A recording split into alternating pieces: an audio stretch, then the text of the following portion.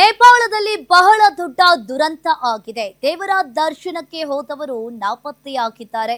ಇನ್ನು ಈ ಘಟನೆಯಿಂದ ನಮಗೆಲ್ಲರಿಗೂ ತುಂಬಾ ನೋವಾಗಿದೆ. ಬೆಂಗಳೂರಿನಲ್ಲಿ ಎಐಸಿಸಿ ಅಧ್ಯಕ್ಷ ಮಲ್ಲಿಕಾರ್ಜುನ್ ಖರ್ಗೆ ಹೇಳಿಕೆಯನ್ನ ನೀಡಿದ್ದಾರೆ.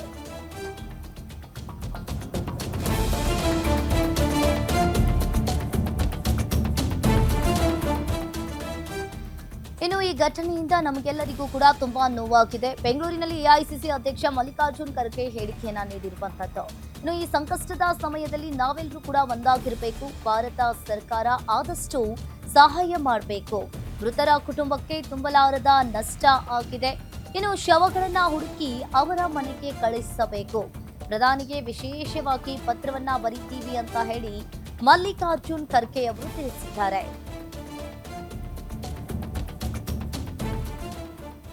ಅನಾಹುತಾಗಿದೆ.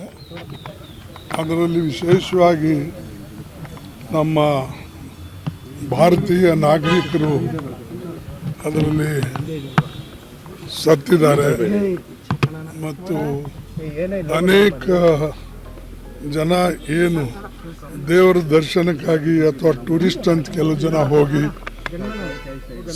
ನೂರಾರು ಜನ ತನ್ನ ಪ್ರಾಣ ಕಳ್ಕೊಂಡಿದ್ದಾರೆ. ಅದಕ್ಕೆ ನಮಗೆಲ್ಲರಿಗೂ ಕೂಡ ಬಹಳ ದುಃಖ ಆಗಿದೆ ಮತ್ತು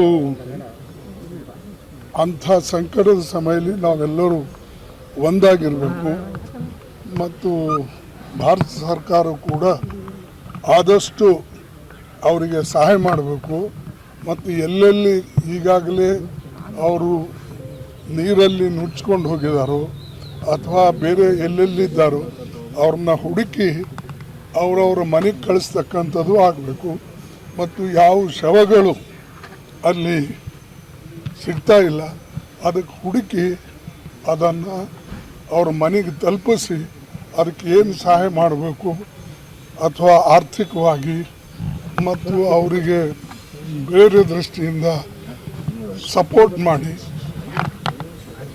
ಸಹಾಯ ಮಾಡಬೇಕು ಅಂತಕ್ಕಂಥದ್ದು ಕೇಳ್ಕೊತೀನಿ.